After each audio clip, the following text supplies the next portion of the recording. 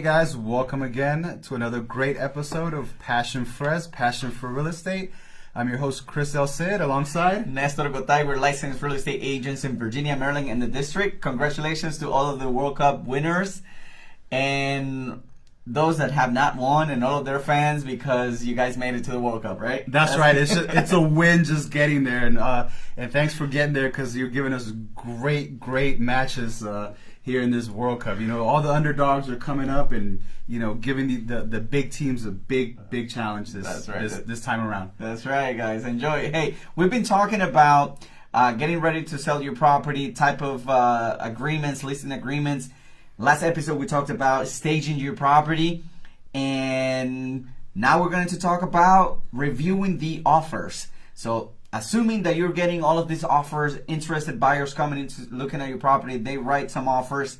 What do you do with those offers? So we're going to talk about reviewing the offers. What can you tell us about it? So you're probably most likely going to be sitting down with your agent, and here are some points that they're going to bring up to you. You're going to look over some contingencies. And the first one I would say that they should be looking over, and it doesn't necessarily have to be in this order, but it's going to be the financing contingency.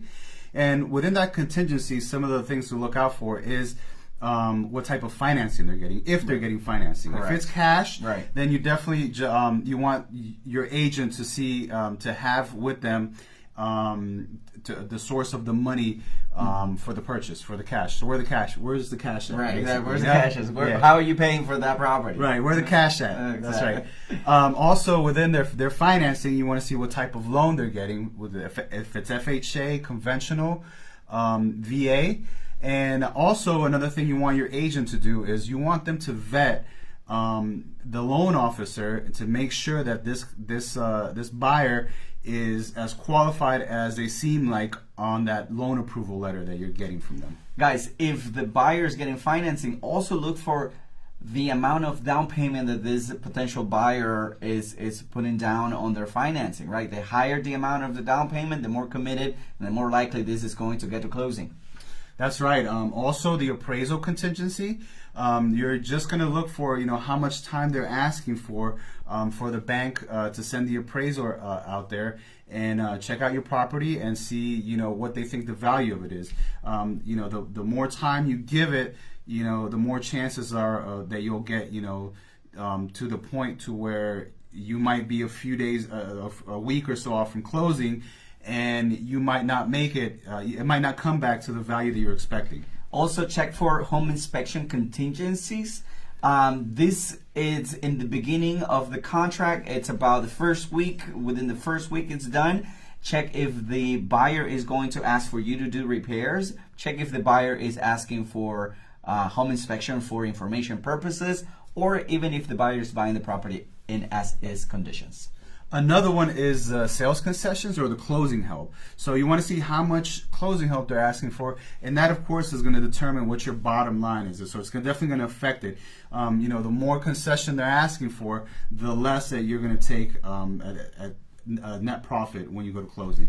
Also, check for the amount of deposit, of security deposit, or the earnest money deposit that the buyer's putting on the contract. The higher of the deposit, the more committed this buyer is on your property. That's right. And when you're reviewing these offers, you should have, or you maybe should have gotten before, a seller's cost of estimated cost, which we have an example for you here. This is courtesy of MIRS, and it's called MIRS Close It. This is the seller summary. And there's our information, guys. Full disclosure, that's my information. All my email and contact points and everything. So this is as if I were, if it was me. In this section, there's in the top section, there's two sections: the closing information. There's a summary of transactions. So for this scenario, we gave it a contract sales price of $350, and all the closing costs and charges put together amounted to $137,952. So in this scenario, the person here is taking home a nice amount of $212,000. Roughly around $212,000. And in the next section is your breakdown. Everything from how much you owe in your mortgage, your closing costs, your commission paid to your real estate company, any termite and treatment, admin fees, any other cost, charge, or credit is listed here in the breakdown. All right, guys. So as a seller, we know that you want the most money, right, out of the sale of your property. So there's going to be an emotional factor when you're reviewing this offer. So keep your emotions together. This is our suggestion. If you get low offers, don't get frustrated. Review the offers first, because it might be a good offer. If you're getting high price offers, don't get too excited. It might not be a good offer, right? So there might be asking you for a lot of extra additional things to do.